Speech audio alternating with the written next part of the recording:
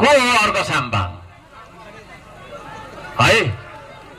मैले चिनेको बुझेको अर्घ साम्पाङ कस्तो छ म सानो पढेर सुनाउँछु ल। हुन्छ? सबैले ध्यान दिएर सुन्नु ल। म तपाईहरुको प्रतिक्रिया लिन्छु एकछिन। अब म सक्न आँटे, एकछिन नाच्नुपर्छ, फोटो पनि खिच्नुपर्छ, थुप्रै रमाइलो छ हाम्रो बाँकी है। अर्घ साम्पाङ को हो भनेर म पढेर सुनाउँदा थोरै सुनाउनु हो। म पनि चिन्छु त्यसलाई। चिन्नु चाहिँ एउटा अनुहार नपरेको, रुखो रुखो बोल्ने तर झुटो नबोल्ने हैन, आफूलाई माटो हुँ भन्ने है मान्छे छ एकजना क्या, अनुहार नपरेको।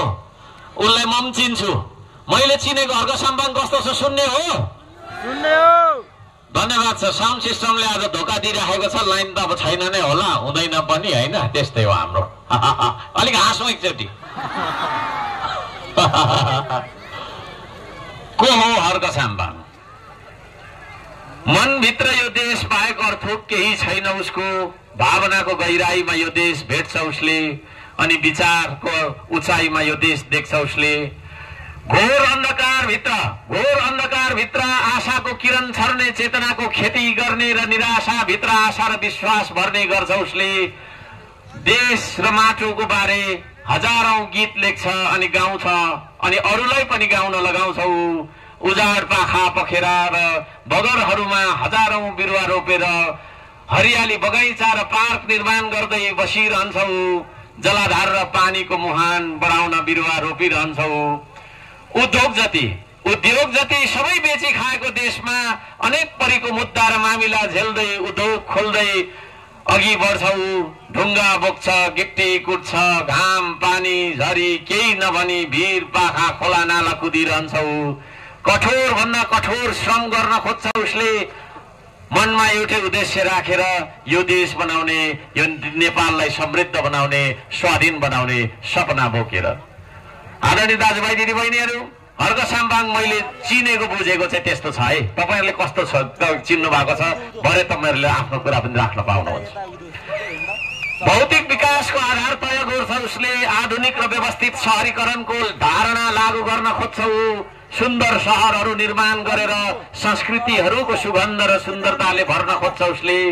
भौतिक, सामाजिक, शैक्षिक, बौद्धिक, सांस्कृतिक विकासका आयामहरूमा देखिने काम गर्छ उसले। बाढी पहिरोले जनताको बस्ती बगाउन लाग्दा आफै अघि सरेर तार जाली कस्न जान्छौ। जनताको घरमा आउने पानीको पाइप विरोधीहरूले लगाएको डडेलोले जल्दा धुवामा निसासिँदै जंगलमै बास बस्छौ।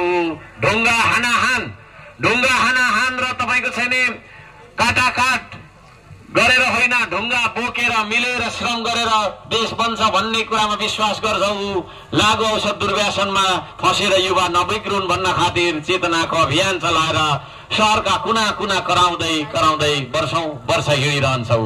मैले चिनेको अर्घ साम्पाङ यस्तो छ आदरणीय दाजुभाइ दिदीबहिनी। शहरका गल्ली सफा गर्न अघि बढ्छौ। ढिला सुस्ती, घुसखोरी र भ्रष्टाचार पिटिक्कै सहँदैन उसले। विकासको पहिलो आधार नै चेतना हो भन्ने बुझेर सामाजिक परिवर्तनको अभियान चलाउँछ उसले। समाजमा विद्यमान विभेद र विकृतिको अन्त्य गर्न श्रम संस्कृतिको तपाईको छैन सुरुवात गर्न चाहन्छौ। विकास र परिवर्तनको हुटुटी रावा खोला, ताप खोलामा बगिरहेको पानी जस्तै असीमित छौ भित्र संसारकै नमुना देश बनाउनु पर्छ भन्दै बालकदेखि वृद्धसम्मलाई आफ्नो क्षमताले भ्याएसम्मको योगदान गर्न प्रेरित गर्छौ। श्रमदानको महाअभियान चलाउँदै बस्छौ। आदरणीय दाजुभाइ दिदीबहिनीहरू, मैले चिनेको बुझेको अर्घ साम्पाङ त्यस्तो छ। प्रकृतिको संरक्षण र सदुपयोग गर्दै संस्कृतिहरूमा रमाउँछौ। प्रविधिको विकास गर्दै आविष्कार र चमत्कारहरू देखाउँ भन्छ उसले। विदेशी ऋणमा होइन, आफ्नै पाखुराको दममा विकास गरौँ भन्छौ। पार्टी, जाति, धर्म, वर्ग अनि व्यक्तिगत स्वार्थहरूले फुटेको समाजलाई श्रम संस्कृतिको माध्यमबाट जोड्न खोज्छौ। माटो माटो माटो, देश देश देश भन्दै देशलाई माया गरिरहन्छौ। माटोको गौरव बोकेर आकाश छुन खोज्छ उसले। सेवा सुविधाको सुकिलो मुकिलो र सुखी जीवनशैली त्यागेर फाटेको लुगा लगाएर देश बनाउँछु भन्दै वर्ष श्रमदान गरिरहन्छौ। आदेश र निर्देशनमा होइन, आफै अघि सरेर काम गर्नुपर्छ भनेर अघि बढ्छौ। सेवा सुविधाको सुकिलो मुकिलो त्यागेर समर्पणको जीवन बाँचिरहेको छौ। ठुल्ठुला मञ्चहरूमा सभा र पार्टीहरूमा सम्मान थाप्न र भाषण गरेर ठुलो सपना बाँड्नुभन्दा ससाना काम फत्ते गरेर देखाउन श्रमिक बन्न रुचाउँछौ। हिलो र धुलोमा गाडिएर उज्जवल भविष्य देशको भविष्य साकार बनाउन निस्केको उसलाई हेर्दाखेरि नपत्याउँदो अनपत्यारिलो साधारण देखिन्छौ। तर कालोलाई कालै नै हो, सेतोलाई सेतै नै हो भन्न हिम्मत गर्छ उसले, भन्न सक्छौ। देशको विपक्षमा रहेका संसारका जस्तो सुकै र जत्रो सुकै शक्तिसँग अन्याय गर्न खोज्छ भने लड्न भिड्न खोज्छौ। एमसीसी जस्ता समान राष्ट्रघाती सन्धि सम्झौताहरूको विरोध गर्छ उसले। संकटको बेला देश जलिरहेको बेला, देश ढलिरहेको बेला, सबै नेताहरू लुकेर बसिरहेको बेला, बचाऊ बचाऊ भन्दै भागिरहेको बेला यो देश बचाउन सक्ने, यो देश तपाईको चाहिँ सम्हाल्छु भनेर अगाडि बढ्ने हिम्मत राख्ने सानो मान्छे हो। आखिर को हो? ऊ त्यही हर्क साम्बाङ हो जो थोपामा यो देश बाँचिरहेको छ, जो यो कण कणमा यो देश साँचिरहेको छ।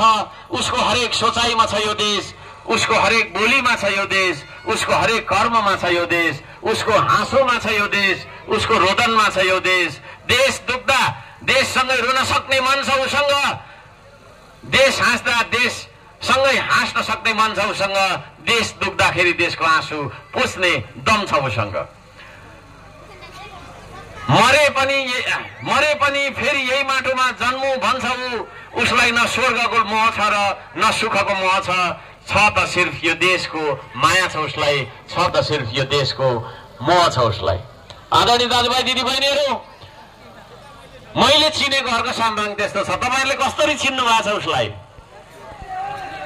हो, सायद हाम्रो बुझाइ, हाम्रो हर्क साम्बाङको बारेमा धारणा हाम्रो एउटै सायद होला। यहाँहरू सबैजनालाई हार्दिक धन्यवाद दिन चाहन्छु। यहाँहरू सबैजनालाई थुप्रै कुराहरू भन्न मन लागेको छ, तर यहाँहरू पनि तपाईको चाहिँ टाढा टाढाबाट पनि आउनु भएको हुन सक्छ। त्यसो भएको कारणले गर्दाखेरि म अब आफ्नो कुरालाई छुट्याउन चाहन्छु। आदरणीय दाजुभाइ दिदीबहिनीहरू, कुरा जति गर्दाखेरि पनि सकिँदैन है। 1 वर्षसम्म बोलिरहँदा पनि सकिँदैन, 2 वर्षसम्म बोलिरहँदा पनि सकिँदैन। किनभने यो कुराहरू भनेको तपाईँ हाम्रो पीर व्यथाको कुराहरू छ, तपाईँको छैन पीडाको कुराहरू छ, हामीले पाएका धोकाको कुराहरू छ, हामीले गरेका गल्तीका कुराहरू पनि होलान्। त्यसमा ती सम्पूर्ण कुराहरूलाई मिलाएर हामीले बुझ्नुपर्ने हुन्छ। धेरै कुरा नगरौँ, धेरै कुराले तपाईँको छैन सबै कुरा तपाईँको चाहिँ गरेर साध्य पनि नहुने भएको कारणले गर्दाखेरि आदरणीय दाजुभाइ दिदीबहिनीहरू, हामी यो चुनावमा भाग लिँदैछौँ। श्रम संस्कृतिले चुनावमा भाग लिँदैछ। यो श्रम संस्कृति मैले अघि भनिसकेँ, यो श्रम संस्कृति तपाईँको हो, यो श्रम संस्कृति तपाईँको हो, यो मेरो होइन, यो मेरो मात्रै होइन, यो तपाईँको पनि हो। त्यसो भएको कारणले गर्दाखेरि आदरणीय दाजुभाइ दिदीबहिनीहरू, हामी यो श्रम संस्कृतिमा अब एक भएर एक ढिक्का भएर लाग्नुपर्छ। तपाईँहरू लाग्न तयार हो? एक ढिक्का भएर सबैजनाले भनिदिनुहोस् त, एक ढिक्का भएर लाग्न तयार हो? यदि त्यसो भने पक्कै पनि हाम्रो चाहिँ यो देश बन्छ भन्ने कुरामा कुनै किसिमको चाहिँ दुविधा रहेन, कुनै किसिमको शंका रहेन। यहाँहरू सबैजनालाई हार्दिक धन्यवाद दिन चाहन्छु। हाम्रो श्रम संस्कृतिको सरकार अब बन्छ, त्यो श्रम संस्कृतिको सरकार तपाईँको सरकार हो। त्यो सरकारले के परिवर्तन ल्याउँछ भनेर तपाईँहरूलाई सुन्न मन परेको होला। यति लामो छ है, 40-45 पेजको, त्यो भन्यो भनेले रात पर्छ। भन्दिनँ म, 2-4 कुरा गर्छु। हामी यो समाजलाई इमानदार समाज बनाउन निस्केको हो। हाम्रो यो जागरणको अभियान हो। यो राजनीतिक तपाईँको छैन दल मात्रै नभएर, राजनीतिक तपाईँको अभियान मात्रै नभएर यो सामाजिक रूपान्तरणको अभियान हो। हामी मान्छेले कामसँग जोड्छौँ। काम गर्ने मान्छेले ठग्दैन, नठग्ने मान्छेले भ्रष्टाचार गर्दैन। त्यसो भएको कारणले गर्दाखेरि माटोमा काम गर्न है, पसिना बगाउन हामी आफूलाई सानो सम्झन हुँदैन। त्यसो भएको कारणले गर्दाखेरि हामी यो समाजलाई श्रमबाट यो माटोमा जोड्छौँ, माटोसँग जोड्छौँ। माटोसँग जोडिनु भनेको यो देशसँग जोडिनु हो, यो राष्ट्रिय झण्डासँग जोडिनु हो। सधैँभरि यो देशलाई स्वाधीन बनाएर सम्प्रभु राज्य बनाएर राखिरहनु हो। यो देशको अस्तित्वको लागि हामी एउटा मान्छेलाई मान्छे बनाउँछौँ, देशभक्त मान्छे बनाउँछौँ। अहिले हामी मान्छे त छौँ होइन, कतिपय मान्छे बाँदर जस्तो छौँ, आफ्नो घर पनि बनाउन नजान्ने, अर्को घर पनि भत्काइदिने होइन। अरूलाई एउटा सानो चोट लाग्यो भने त्यो चोट बाँदरलाई चोट लाग्यो भने उसको साथी ल्याएर कोठाकै गरेर यत्रो ठुलो बनाएर मर्छ क्या त्यो। त्यसले गर्दाखेरि हामी बाँदर जस्तो होइन, हामी मान्छे जस्तो बन्नुपर्छ भन्ने एउटा चाहिँ तपाईँको उद्घोष लिएर पनि श्रम संस्कृति आएको छ। म सबैजना पार्टीका तपाईँको चाहिँ यहाँ पार्टीका मान्छेहरू पनि हुनुहुन्छ होला, एक दुईजना को कति हुनुहुन्छ, सबै कार्यकर्ताहरूलाई म भन्न चाहन्छु, कृपया तपाईँहरू त्यो जुन पार्टीमा तपाईँहरूले 30 वर्षदेखि 15 वर्षदेखि झन्डा बोकिराख्नु भएको छ त्यो पार्टीको माथिको नेतालाई हेर्नुहोस्। नेता अनुसारको हुन्छ पार्टी। तपाईँहरूले हर्क साम्पाङलाई हेर्नुहोस् अनि तपाईँको त्यो पार्टीको नेतालाई हेर्नुहोस्। त्यो हर्क साम्पाङ जुन हर्क साम्पाङले 1 रुपियाँमा 100 पैसा हुन्छ, 1 पैसा मात्रै पनि मुखमा परेको दिन भ्रष्टाचार गरेर 1 पैसा मात्रै मैले खाएछु भने त्यही पल मेरो प्राण जाओस् भनेर कसम खान्छ सालपा सिलिचुङमा पाथीभरामा है। काठमाडौँ गएर तपाईँको छैन होइन पशुपतिनाथ र तपाईँको स्वयम्भूमा होइन स्वयम्भूलाई भाकेर तपाईँको कसम खान्छ। हर्क साम्पाङलाई हेर्नुहोस्, दलका तपाईँको कार्यकर्तालाई म भन्न चाहन्छु, अनि तपाईँको नेतालाई हेर्नुहोस् है। कोठाभरि पैसा राख्ने, ट्रकका ट्रक 2-4 टिपर पैसा राख्ने, सुन हेराफेरी गर्ने होइन। हिजो अस्ति भुके चप्पलमा हिँड्दै थियो, आज 3टा घर छ उसको, विभिन्न खालको चाहिँ बिजनेस एम्पायरमा लगानी गरेको छ। त्यस्ता नेतालाई, त्यस्ता कुहिएको नेतालाई कति वर्ष बोक्नुहुन्छ हो? म प्रश्न गर्न चाहन्छु, कति वर्ष बोक्नुहुन्छ कुहिएको नेतालाई होइन, जसले चाहिँ तपाईँको पिठीमा बसेर गुमुत गरिदिइराखेको छ, त्यसलाई बोकेर कति हिँड्नुहुन्छ? मलाई लाग्छ सम्पूर्ण कार्यकर्ताहरूले तपाईँहरूले चाहनु भएको यो देश बनोस् भन्ने नै होला, हो कि होइन? यता भनिदिनुहोस् त, हो कि होइन? हामीले गर्ने राजनीति एक पुस्ते हुँदैन। मैले यो कराइराखेको मेरो लागि होइन, मेरो सन्तानले सुख पाओस्, मेरो तपाईँको शाखा सन्तानले, तपाईँको शाखा सन्तानले सुख पाओस्, यो देशको भविष्यले राम्रो होस् भनेर हामीले दुःख 20 वर्ष भयो पार्टीको झन्डा बोकेको। उसको पार्टीको मान्छेले के गरिरहेछ? एमसीसी पास गरिरहेछ। के हो एमसीसी भन्दा? एमसीसी भनेको चाहिँ यो देशको नदी नाला सबै तपाईँको छैन विदेशीलाई दिपठाउँ भन्ने सन्धि हो। यो देशको कानुन भन्दा विदेशीसँग गरेको सम्झौता चाहिँ ठुलो भन्ने कानुन हो होइन। उनीहरूले जे गर्दाखेरि पनि उनीहरूलाई कानुन नलाग्ने भन्ने सम्झौता हो है। हाम्रो देशको निर्णय तपाईँको बारीमा धान रोप्ने कि मकै रोप्ने भनेर मैले भन्नु पर्यो भने त्यो तपाईँको बारी हो र? हो भन्नु न, हो कि होइन? होइन, तपाईँको बारी होइन। त्यस्तो खालको हाम्रो देशको निर्णय तपाईँको चाहिँ विदेशलाई सोधेर गर्नुपर्ने भन्ने खालको असमान सन्धि हो एमसीसी। त्यो एमसीसी पास गर्ने तपाईँको छैन त्यो दलका कार्यकर्ताहरूलाई मैले भनिरहेको छु, तपाईँहरूको नेताहरूले पास गर्यो एमसीसी है। तपाईँहरूको नेताहरूले साइन गरी यो देशको नदी नाला बेच्ने, यो बेच्ने, त्यो बेच्ने, अनि के गर्ने भन्दाखेरि लडाउने भिडाउने है। जाऊ यो पार्टीको मान्छे जाऊ, त्यो पार्टीको त्यहाँ कुटाकुट गर, मारामार गर, आगजनी गर, अनि ऊ चाहिँ फेरि फुल्लेर बसिरा।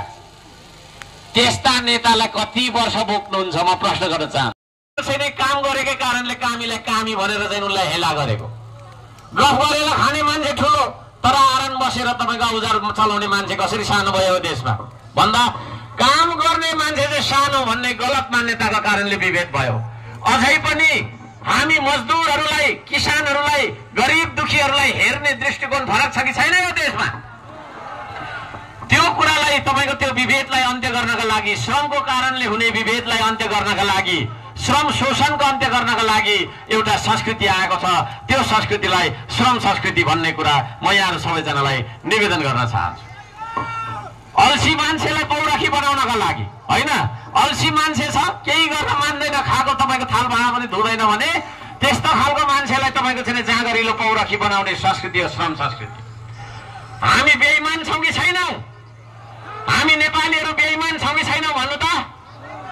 बेइमान छौँ, स्वीकार्नुपर्छ। नेपाली बेइमान छ, हामी नेपाली बेइमान छौँ। बेइमान नेपालीलाई इमानदार बनाउने अभियान हो संस्कृति, श्रम संस्कृति। यो अभियानमा यहाँहरू सम्पूर्णलाई म हार्दिक अनुरोध गर्न चाहन्छु, तपाईँहरू आउनुहोस्। हामीलाई देश भन्ने बित्तिकै अल्छी लाग्छ है, देश भन्ने बित्तिकै अल्छी लाग्छ।